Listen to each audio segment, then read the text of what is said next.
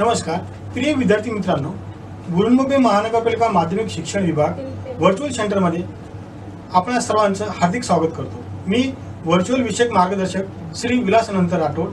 आज आपण मराठी अक्षर भारती या विषयातील एका घटकाचा अभ्यास करणार आहोत।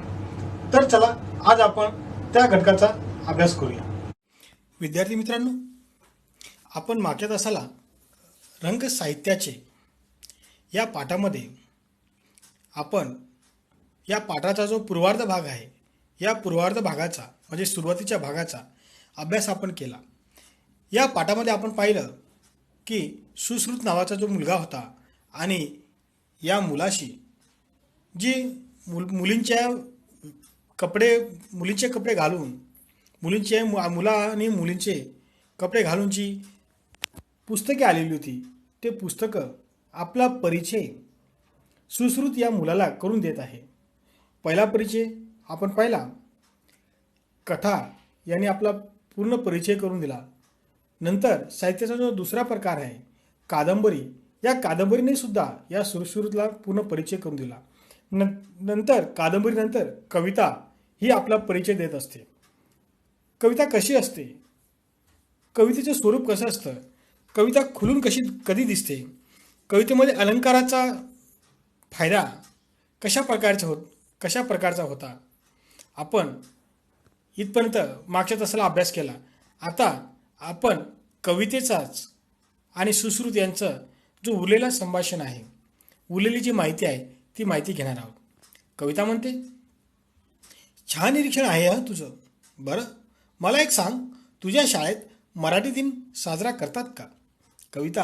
कवितेने आपल्या स्वरूपाविषयी, आपलं बाह्य स्वरूप आणि अंतर स्वरूप या दोन्ही स्वरूपांचा ओळख करून दिल्यानंतर कविता सुश्रुतला म्हणते की तुझं निरीक्षण खूप चांगलं आहे, तुझी निरीक्षण क्षमता खूप चांगली आहे।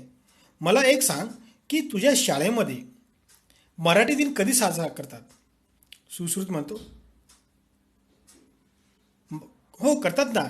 जेव्हा कविता म्हणते की तुझ्या शाळेमध्ये मराठी दिन साजरा करतात का, तेव्हा सुश्रुत म्हणतो, हो करतात ना। कविता, कोणत्या तारखेला करतात? सुश्रुत, अगं 27 फेब्रुवारीला। कविता म्हणते, अगदी बरोबर। तो कोणाचा जन्मदिवस आहे माहीत आहे का तुला? सुश्रुत म्हणतो, नाही ग।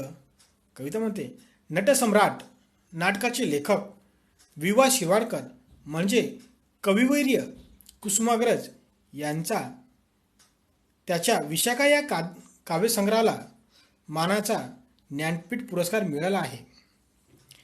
कविता सुश्रुतला म्हणते की तुझी निरीक्षण क्षमता चांगली आहे, तू निरीक्षण छान करतोस, पण मला एक सांग की तुझ्या शाळेमध्ये मराठी दिवस साजरा करतात का, असा प्रश्न कवितेने सुश्रुतला विचारलेला आहे। सुश्रुत म्हणतो, हो करतात ना। कविता त्याला अजून प्रश्न विचारते, कोणत्या तारखेला करतात? तेव्हा सुश्रुत म्हणतो, अगं आमच्या शाळेमध्ये मराठी दिवस 27 फेब्रुवारीला साजरा करतात। तेव्हा कविता म्हणते, अगदी बरोबर। आणि पुढचा प्रश्न करते, तो कोणाचा जन्मदिवस आहे माहीत आहे तुला? कविता सुश्रुतला म्हणते, मराठी दिवस 27 फेब्रुवारीला साजरा करतात हे बरोबर आहे, पण तो कोणाचा जन्मदिवस आहे हे तुला माहीत आहे का? सुश्रुत म्हणतो, नाही ग। तेव्हा कविता म्हणते, नटसम्राट नाटकाचे जे लेखक आहेत वि.वा. शिरवाडकर म्हणजेच कविवर्य कुसुमाग्रज यांचा जन्मदिवस म्हणजेच मराठी दिन साजरा करतात। आणि या वि.वा. शिरवाडकर यांच्या विशाखा या काव्यसंग्रहाला मानाचा म्हणजे सर्वात मानाचा जो पुरस्कार आहे, तो पुरस्कार म्हणजे ज्ञानपीठ पुरस्कार मिळालेला आहे।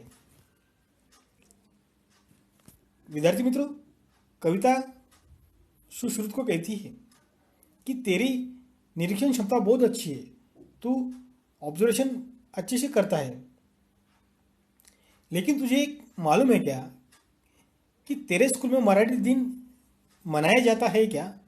सुश्रुत कहते हैं, हाँ हमारे स्कूल में मराठी दिन मनाया जाता है। फिर दूसरा सवाल कविता कहती है, कौन सी तारीख को मराठी दिन मनाया जाता है? सुश्रुत म्हणतो, सुश्रुत कहता है 27 फरवरी को। दूसरा सवाल और कविता कहती है, तू जो जवाब दिया वो जवाब एकदम सही है, लेकिन ये मराठी दिन 27 फरवरी को मनाया जाता है, ये किसके जन्मदिन के अवसर पर मनाया जाता है? सुश्रुत कहता है, ये तो मुझे मालूम नहीं।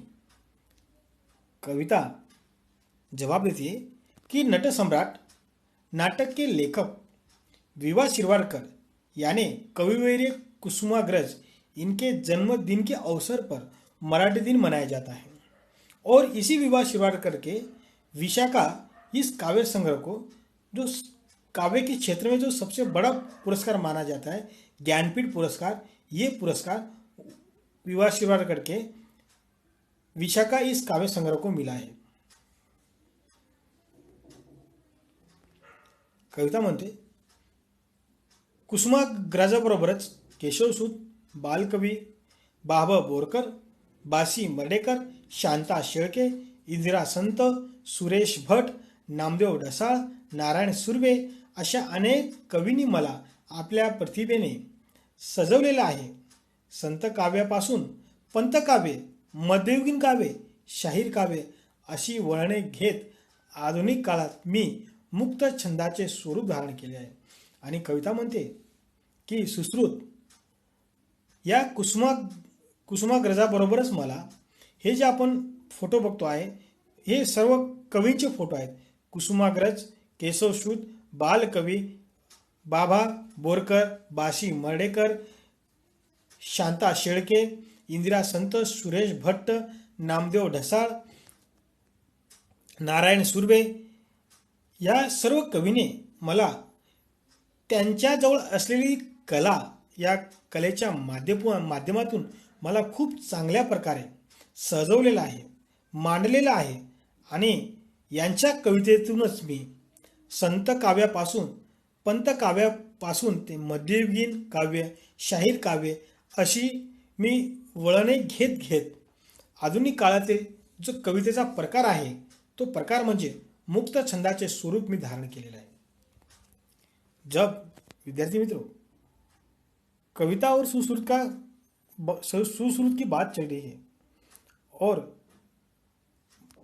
जब कविता कहती है सुश्रुत को कि मुझे कुसुमाग्रज के बराबर जो कवि हैं, केशवसूत, बालकवी बाबा बोरकर, बासी मर्डेकर, शांता शेळके, इंदिरा संत, सुरेश भट्ट, नामदेव ढसाळ, नारायण सुर्वे, इन कवियों ने अपनी कला के माध्यम से, अपनी कविता के माध्यम से मुझे बहुत अच्छी तरीके से प्रस्तुत किया है। कविता का जो संत काव्य से लेके मध्ययुगीन काव्य, शाहीर काव्य, ऐसा मोड लेते लेते मैं आधुनिक युग का जो कविता का प्रकार है, वो प्रकार यानी मुक्त छंद, ये रूप मैंने अभी धारण की हूँ। सुश्रुत म्हणतो, जेव्हा कविता आणि सुश्रुतचं संभाषण चालू आहे, बोलणं चालू आहे, आणि मध्येच नाटकांचा प्रवेश होतो। नाटक म्हणतो, अरे सुश्रुत ओळखलं का मला? जेव्हा कविता आणि सुश्रुतचं बोलणं चालू असतं आणि त्यांच्याच बोलण्यामध्येच नाटकांचा प्रवेश होतो, आणि नाटक म्हणतो, अरे सुश्रुत ओळखलंस का मला? सुश्रुत म्हणतो, तू कोण आहेस रे? नाटक म्हणतो, माझ्याकडे बघ म्हणजे तुला कळेल। सुश्रुत म्हणतो, अरे नाटक दादा तू? नाटक म्हणतो, पात्ररचना, चुरचुरीत संवाद, नाट्यमय घटना, प्रसंग यामुळे मी मराठी माणसांच्या हृदयात अट्टळ प्रबळ स्थान प्राप्त करतो। तुला माहीत आहे, माझ्या रंगमंचावर सादरीकरण होणार आहे याचे भान ठेवणे म्हणजे लक्षात ठेवणे, याचं भान ठेवून नाटककार माझी मांडणी करतात। वाचनीय आणि प्रेक्षणीय म्हणजे जे बघणारी व्यक्ती आहेत, बघण्यायोग्य व्हावी अशी त्यांची अपेक्षा असते। जेव्हा कविता आणि सुश्रुतचं संभाषण चालू असतं, त्यामध्येच नाटकांचा प्रवेश होतो आणि नाटक म्हणतो, अरे सुश्रुत, ओळखला का मला? तेव्हा सुश्रुत म्हणतो, तू कोण आहेस रे? तेव्हा नाटक म्हणतो, अरे माझ्याकडं बघ, म्हणजे तुला कळेल मी कोण आहे. सुश्रुत म्हणतो, अरे नाटक दादा तू? नाटक म्हणतो की माझी जी वैशिष्ट्य आहे ती वैशिष्ट्य म्हणजे काय? पात्ररचना, चुरचुरीत संवाद आणि नाट्यमय प्रसंग यामुळं मी जी मराठी माणसं आहेत त्या मराठी माणसाच्या हृदयामध्ये मी माझं स्थान, खूप प्रबळ असं स्थान मी प्रस्थापित केलेलं आहे. तुला माहीत आहे, जेव्हा मी स्टेजवर, जेव्हा मी रंगमंचावर, जेव्हा नाटकाचं प्रस्तुतीकरण होतं, सादरीकरण होतं, तेव्हा तेव्हा भान ठेवून, लक्षात ठेवून हे नाटककार माझी रचना करत असतात, मांडणी करत असतात आणि जे वाचनीय आहे, जे प्रेक्षणीय आहे, जे बघण्यायोग्य आहे आहे ही गोष्ट, ही अपेक्षा समोर ठेवत असतात. जब कविता और सुश्रुत की बातचीत चलती है, उसमें नाटक का प्रवेश होता है. नाटक कहता है, अरे सुश्रुत, तू मुझे पहचाना क्या? सुश्रुत कहता है, अरे आप कौन हो? नाटक कहता है, मेरे तरफ देख तो तुझे मालूम होगा कि मैं कौन हूं. सुश्रुत कहता है, अरे तू नाटक दादा हैस? फिर नाटक अपना परिचय देता है. नाटक कहता है कि मेरी जो वैशिष्ट्य है वो वैशिष्ट्य यानी पात्र रचना, यानी जो नाटक के पात्र है, इस पात्र की सही ढंग से रचना करना, अच्छे संवाद का उपयोग करना और नाट्यमय जो प्रसंग होता है, इन प्रसंग के वजह से मैं हर एक मराठी मनुष्य के हृदय में मेरा स्थान हुआ है. और तुझे याद है, जब मैं स्टेज पे मेरा नाटक की शुरुआत होती है, तब सब बातें ध्यान में रखकर नाटक की सही ढंग से रचना करते हुए जो देखने लायक है वही उम्मीद ध्यान में रख के नाटक शुरुआत की जाती है. सुश्रुत म्हणतो, मी कालच एक धमाल बालनाट्य बघितलं, त्याचं दिग्दर्शक उत्तम होतं असे बाबा म्हणाले. नाटक म्हणतो, वाह, छान रे. दिग्दर्शकासाठी मला दिग्दर्शित करणं हा नाट्य आनंददायी अनुभव असतो. मराठी भाषेत गोविंद बल्लाळ, देवल, श्रीपाद कोलटकर, राम गणेश गडकरी, पु ल देशपांडे, वसंत कानेटकर, मधुसूदन कालेलकर, प्र के अत्रे अशा दिग्गज लेखकांनी मला समर्थपणे हाताळले. सुश्रुत म्हणतो, नाटकाला मी कालच एक नाटक पाहिलं आणि ते नाट्य बघितलं, त्याचं दिग्दर्शक म्हणजे सादरीकरण खूप चांगल्या प्रकारे होतं असे माझे बाबा म्हणत होते. नाटक म्हणतो, वाह, छान रे. दिग्दर्शकांसाठी मला दिग्दर्शित करणं हाच माझा सगळ्यात मोठा आनंददायी असा अनुभव असतो. मला मराठी भाषेमध्ये गोविंद बल्लाळ, देवल, श्रीपाद कोलटकर, राम गणेश गडकरी, पु ल देशपांडे, वसंत कानेटकर, मधुसूदन कालेलकर, प्र के अत्रे अशा दिग्गज नाटककारांनी त्यांनी नाटकं लिहून मला समर्थपणे योग्य प्रकारे हाताळलेला है. जब नाटक अपना परिचय बताता है और उसको सुश्रुत पूछता है, कहता है कि मैं कल ही एक बहुत बढ़िया नाटक देखा और उसका दिग्दर्शक बहुत ही अच्छा था, ऐसे मेरे पिताजी कह रहे थे. तो नाटक कहते हैं, वाह, बहुत अच्छा. नाटक जब शुरुआत होती है, उसको प्रस्तुत करना यही मेरा सबसे बड़ा खुशी का अनुभव रहता है. और मराठी में जो नाटक लिखने वाले नाटककार हैं, यानी गोविंद बल्लाळ, देवल, श्रीपाद कोलटकर, राम गणेश गडकरी, पु ल देशपांडे, वसंत कानेटकर, मधुसूदन कालेलकर, प्र के अत्रे ऐसे बहुत बड़े बड़े नाटककार ने मुझे बहुत अच्छी तरह से नाटक लिख के, बहुत अच्छी तरह से उन्होंने अपना नाटक लिखने का तरीका प्रस्तुत किया है।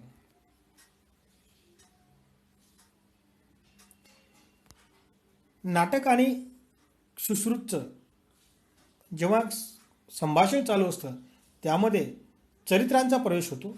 चरित्र म्हणतो, हे सुश्रुत, इकडे बघ. सुश्रुत, कोण बोलतोय मला, कोण बोलवतोय मला. चरित्र, अरे मी चरित्र, मी एखाद्या थोर मानव व्यक्तिमत्वाच्या व्यक्तीचा लेखकावर प्रभाव पाडतो आणि त्याच्या आयुष्याची गाथा लिहिण्याची प्रेरणा म्हणजे स्फूर्ती लेखाला मिळवते आणि त्यातूनच मी जन्माला येतो.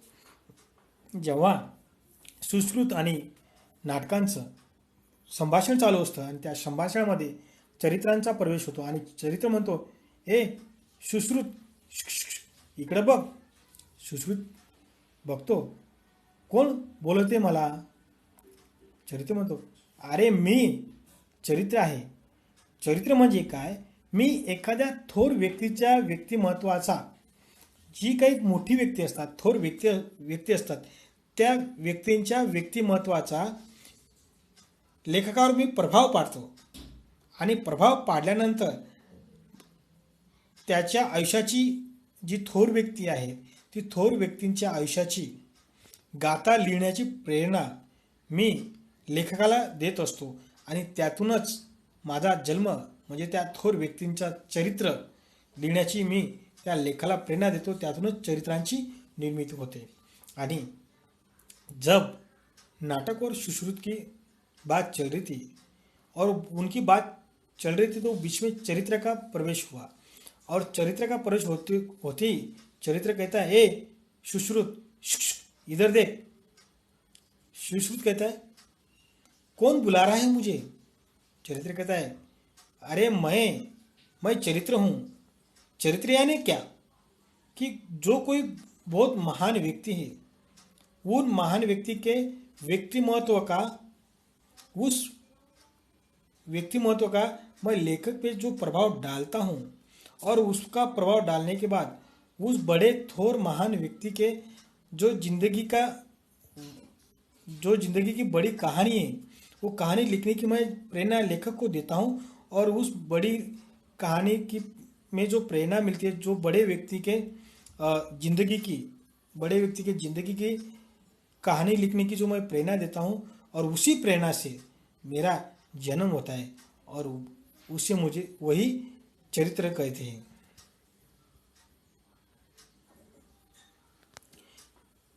सुश्रुत म्हणतो, मॅडम नेहमी म्हणतात की थोरांची चरित्र सामान्यांना प्रेरणा देतात. चरित्र म्हणतो, अगदी बरोबर, कारण मी असतोच मूळ संघर्षमय, कर्तृत्ववान आणि संधीचे सुवर्ण संधीत रूपांतर करणारा. म्हणून सामान्य लोकांची मतं माझ्या सहवासात बदलतात. बाबासाहेब पुरंदरे, धनंजय गाडगीळ, बादखेर, रणजित देसाई अशा अनेक प्रसिद्ध लेखकांनी मला हाताळलेला आहे. आणि जेव्हा सुश्रुत आणि चरित्राचं बोलणं चालू असतं, चरित्रांची निर्मिती कशी होते हे जेव्हा चरित्र त्या सुश्रुतला सांगतो आणि ते सांगितल्यानंतर सुश्रुत म्हणतो, मॅडम नेहमी आम्हाला म्हणतात की थोरांची चरित्र, जी थोर व्यक्ती असतात त्या थोर व्यक्तींची चरित्र सामान्य व्यक्तीला खूप मोठं प्रेरणा देत असतं. तेव्हा चरित्र म्हणतो, अगदी बरोबर, तू जो बोलतोय ते खरंच आहे, कारण माझं आयुष्य मुळातच, माझं आयुष्य जे असतं, कोणाचं, जी थोर व्यक्ती असतात त्या व्यक्तींचं आयुष्य मुळातच संघर्षमय असतं. थोर व्यक्तींचं कर्तव्य हे कर्तृत्ववान असतं आणि थोर व्यक्ती कधी बनते की जेव्हा त्यांना संधी मिळते आणि त्या संधीचं पूर्णपणे सुवर्ण संधीत रूपांतर करून घेतात. त्यातूनच साधी व्यक्ती ही थोर व्यक्ती बनत असते. म्हणून सामान्य लोकांची मने आणि मत माझ्या सहवासात आल्यानंतर, थोर व्यक्तींच्या सहवासात आल्यानंतर ते नक्कीच बदलतात. आणि मला बाबासाहेब पुरंदरे, धनंजय गाडगीळ, बाद खैर, रणजित देसाई अशा अनेक प्रसिद्ध लेखकांनी चरित्र लिहिलेलं आहे.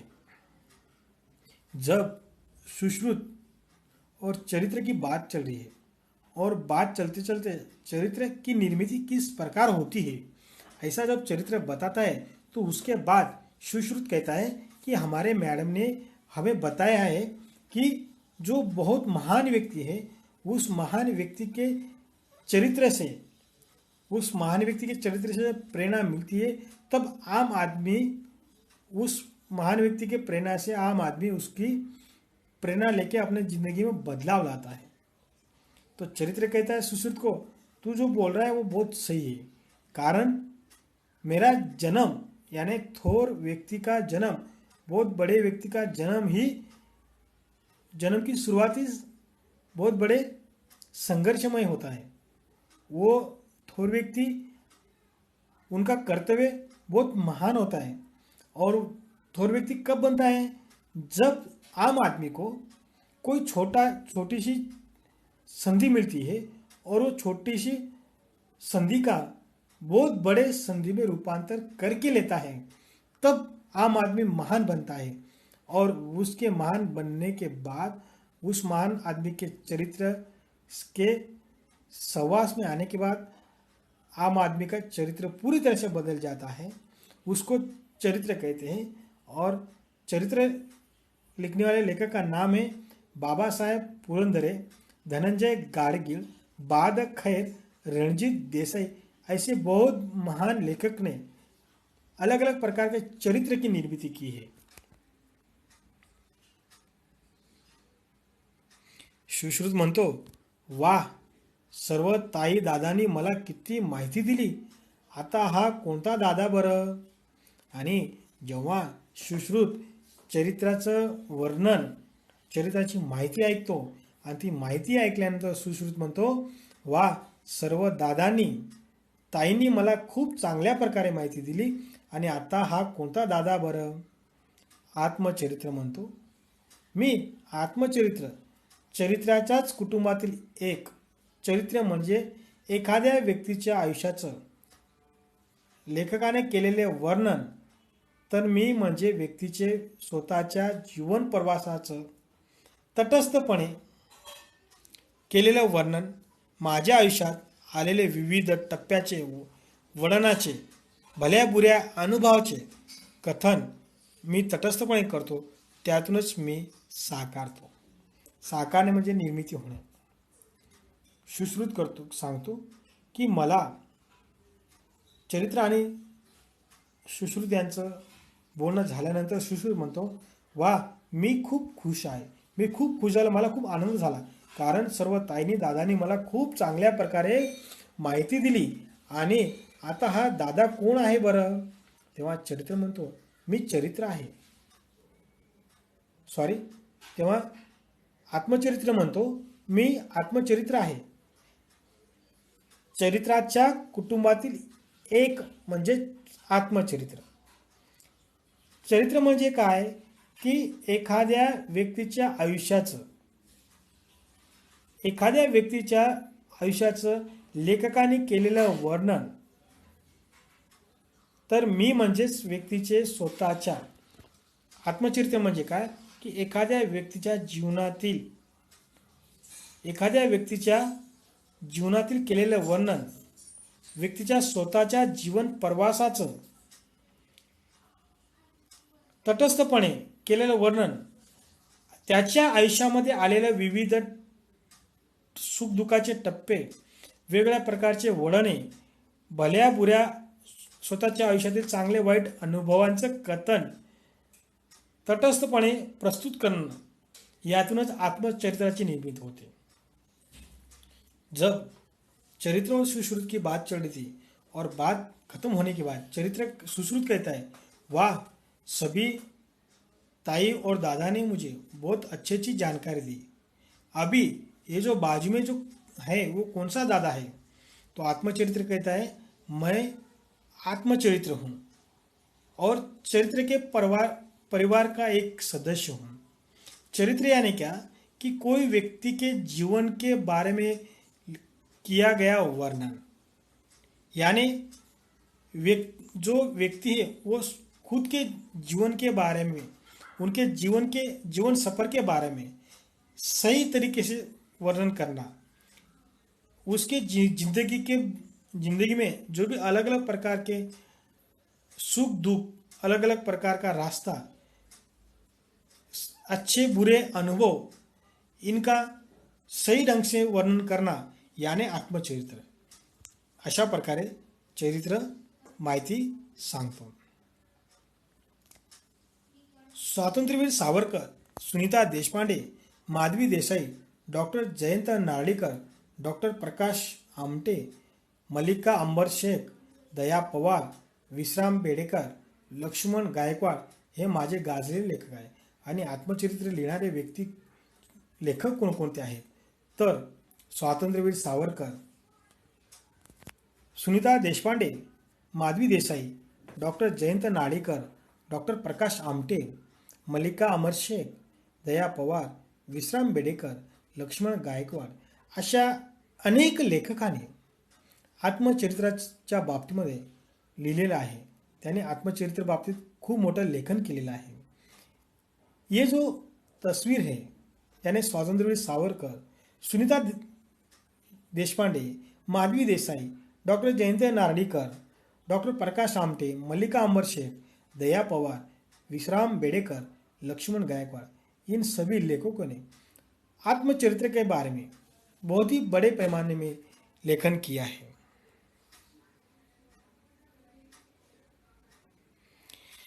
सुश्रुत म्हणतो, अरे सर्वात शेवटी तो कोणता दादा उभा आहे आणि तो माझ्याशी बोलणार नाही।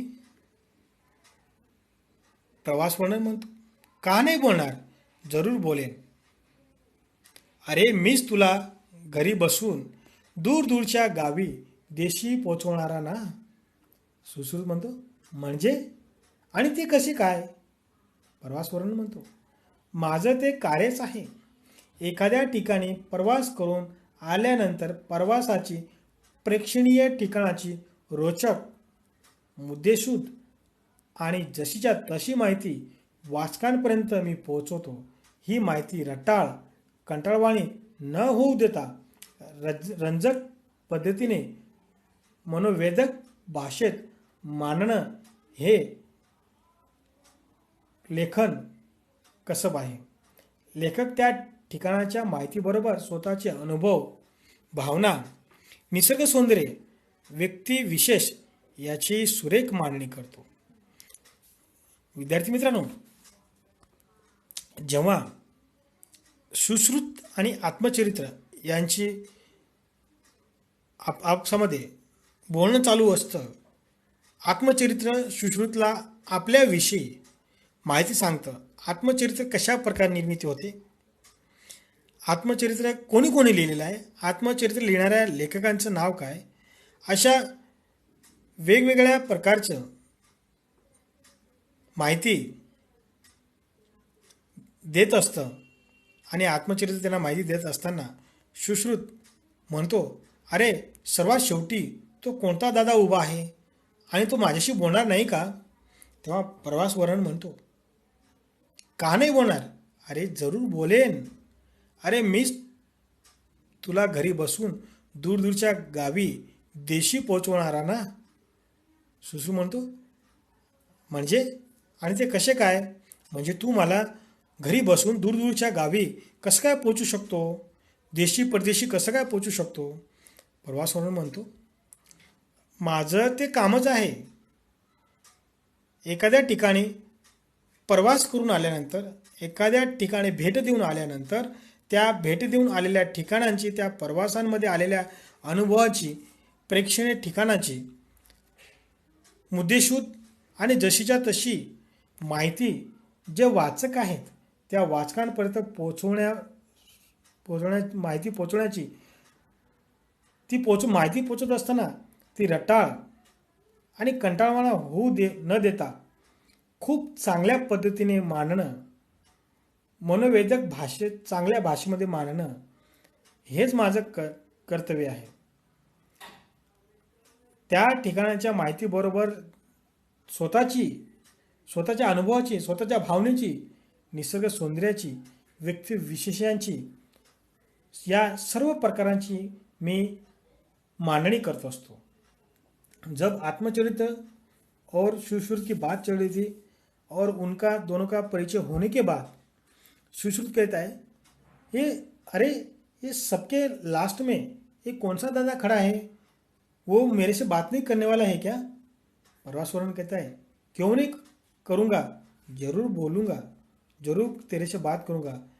अरे वो मैं ही हूँ जो तुझे दूर दूर के गांव में, अलग अलग देशों में मैं आपको लेके जाता हूँ. सुश्रुत म्हणतो, सुश्रुत कहता है यानी यानी क्या, और वो कैसा लेके जा सकता है? परवासुरन कहता है, यही तो मेरा कर्तव्य है. जब कोई एक जगह पे सफ़र करने के बाद, वहाँ से आने के बाद, उस जगह की पूरी तरीके से, उस स्थलों की पूरी तरह से जानकारी देना, जानकारी देते समय पॉइंट टू पॉइंट, जैसी कि वैसी जानकारी जो पढ़ने वाली व्यक्ति है उनके पास पहुंचाना, और वो पहुंचाते समय सामने वाले वाचक को कंटाला आना नहीं चाहिए. उनको वो कहानी सुनने में, पढ़ने में इंटरेस्ट आना चाहिए. ऐसी भाषा में बताना, उस जानकारी के बराबर खुद के अनुभव, खुद की भावना, उस जगह के निसर्ग सौंदर्य के बारे में जानकारी देना, व्यक्तियों की विशेषता के बारे में जानकारी देना, यही तो मेरा कर्तव्य है. सुश्रुत म्हणतो, म्हणजे ना तिकीट, ना विजा, ना बस, ना विमान, मी कुठेही जाऊ शकतो सर्व ठिकाणांना भेट द्यायला तुझ्या माध्यमातून. सुश्रुत म्हणतो, परवासुरन म्हणतो, अगदी बरोबर, आणि हेच माझं वैशिष्ट्य.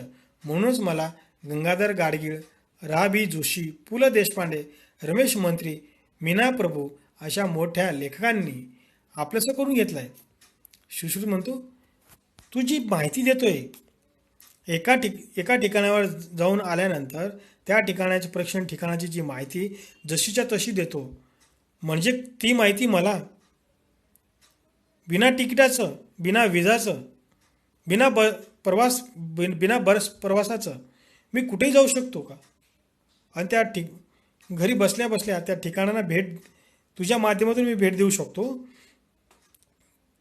प्रवासवर्णन करतो, सांगतो की बरोबर, हे खरंच आहे, कारण हेच तर माझं वैशिष्ट्य आहे.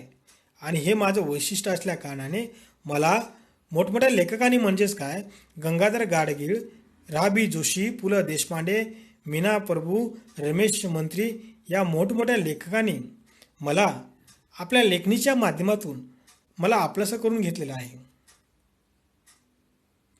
सुश्रुत म्हणतो, किती छान आहात तुम्ही सगळेच. तुमच्याशी मैत्री करायला खूप आवडेल मला. तुमच्यासारख्या निस्वार्थ मित्रामुळं माझं मनोरंजनही होईल, ज्ञानही वाढेल, आणि त्यातून माझे लेखनही सुधारेल. आणि सगळ्यात महत्त्वाचं म्हणजे आम्ही तुम्हाला कधीच सोडून जाणार नाही. सगळी पुस्तकं गातात, साहित्याचे रंग विविध हे, भुलवितो साऱ्या रसिक जना, इंद्रधनु ते सप्तरंगी जसे, सुशोभित करते गगना. धन्य आमची माय मराठी, धन्य साहित्य संपदा, वाचू आनंदे, लिहू आनंदे, वाङ्मय रसिकात नाहू सदा. आणि जेव्हा परवासवर्णन आणि सुश्रुतचं बोलणं होऊन जातं, संपल्यानंतर सुश्रुत म्हणतो सगळ्यांना की खरंच तुम्ही खूप छान आहात, तुम्ही सगळेजण खूप चांगले आहात, तुमच्याशी मला मैत्री करायला खूप आवडेल. तुमच्यासारख्या निस्वार्थ, कोणताही स्वार्थ न ठेवता निस्वार्थ मित्रांमुळं मला मनोरंजन तर होईलच, पण माझ्या ज्ञानातही वाढ होईल, आणि माझ्या लेखणीतून माझं लेखन कौशल्यसुद्धा सुधारेल. आणि सगळे म्हणतात, आणि सगळ्यात महत्त्वाचं म्हणजे आम्ही सगळे पुस्तकं, कथा, कादंबरी, कविता हे सगळे म्हणतात की आणि सगळ्यात महत्त्वाचं म्हणजे आम्ही तुला कधीच सोडून जाणार नाही. सगळे कथा, कविता, कादंबरी, आत्मचरित्र, प्रवासवर्णन सगळे सांगतात की आम्ही तुला कधीच सोडून जाणार नाही. आणि सगळे पुस्तकं गाणे गातात. साहित्याचे रंग विविध, हे भुलवते साऱ्या रसिक जना. इंद्रधनू ते सप्तरंगी जसे, सुशोभित करते गगना. धन्य आमची माय मराठी, धन्य साहित्य संपदा. वाचू आनंदे, लिहू आनंदे, वाङ्मयात नाहू सदा. विद्यार्थी मित्रों, जिस प्रकार सुश्रुत और प्रवास वर्णन का बातचीत चल रही थी और बातचीत होने के बाद सुश्रुत कहता है कि आप सभी लोग बहुत अच्छे हो और तुमसे दोस्ती करने में मुझे बहुत खुशी मिलेगी, क्योंकि तुम्हारे जैसे निस्वार्थ दोस्तों से मुझे तो मज़ा आएगा ही आएगा, लेकिन मेरे ज्ञान में भी वृद्धि होगी और मेरा लेखन कौशल्य बहुत ही अच्छे से सुधार सकता है. और इसके बाद सभी यानी कथा, कादंबरी, कविता, प्रवास वर्णन, आत्मचरित्र सभी कहते हैं हम सब आपको छोड़ के जाने वाले नहीं हैं. और सभी पुस्तक सभी ग्रंथ गाना गाते हैं और वो गाना है साहित्याचे रंग विविध, हे भुलवते साऱ्या रसिक जना. इंद्रधनू ते सप्तरंगी जसे, सुशोभित करते गगना. धन्य आमची माय मराठी, धन्य साहित्य संपदा. वाचू आनंदे, लिहू आनंदे, वाङ्मय रसात नाहू सदा. अशा प्रकारे विद्यार्थी मित्रांनो, आपण रंग साहित्याचे या पाठामध्ये मराठी साहित्य संपदा कशा प्रकारे समृद्ध आहे आणि मराठी साहित्य संपदेमध्ये लेखन प्रकार कोणकोणते आहेत आणि त्यांची वैशिष्ट्ये काय आहेत, या सर्वांचा आपण अभ्यास केला. धन्यवाद.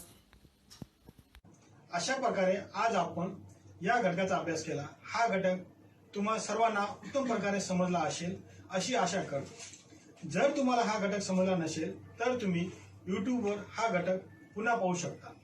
या घटकाकरिता आपण आमच्या या यूट्यूब चॅनलला लाईक व सबस्क्राईब करायला विसरू नका. तर चला पुन्हा भेटूया पुढच्या घटकाला. धन्यवाद.